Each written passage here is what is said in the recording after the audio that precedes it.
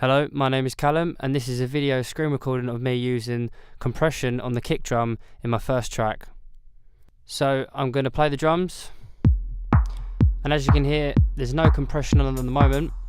So what I'm going to do is I'm going to go on to the inserts bar and I'm going to open up the compressor. Now that we've got the compressor open, we can see we've got the 5 main functions that we'll be using today. So the compressor threshold, the makeup gain, the ratio, the attack and the release.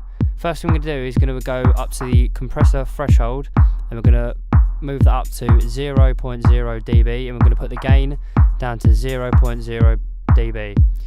So now I'm just reducing the compressor threshold by moving down the bar, and as you can see it's affecting the gain reduction by the blue bar at the top, which is lighting up.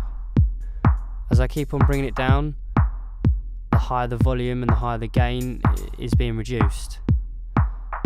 To obviously compensate for that and take away and give back more of the volume, all I do is I just increase the gain slightly to maybe how much the compressor is reducing. This is called the makeup gain. Now I'm not going to put the gain up too high because I don't want it too overpowering in my mix, so I'm just going to keep it a bit low so it's a bit balanced. And as you can hear, the compressor obviously reducing some of the harshness out of the kick drum. With the ratio, taking it right down, you can hear that the compressor threshold is not even being used at all. It's just making it completely bassy, and we don't want that. Making it higher, up to 30.01, this is just how much compression is applied into the overall channel. For example, if the compression ratio is set to 6.1, the input signal will have to cross the threshold by 6 dB for the output level to increase by 1 dB. So the attack is how quickly the compressor starts to work. So obviously moving it up to 200 milliseconds will obviously make the attack more effective and more prominent. Bringing it down to 0.0 milliseconds, obviously making it slower to affect the attack. And I'm going to leave the attack at 12 milliseconds for the kick drum in my mix.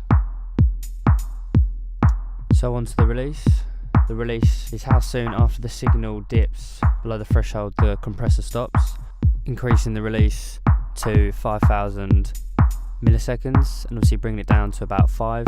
Increasing it will make the release of the compression much longer, and obviously bringing it down will obviously make the release much more quicker, and it won't last, but the compression won't hold the waveforms that long. So today you've learned what a compressor is, you've learned the 5 main functions in a compressor, and you've also learned how to use the functions correctly in order to use the compression to edit your audio file.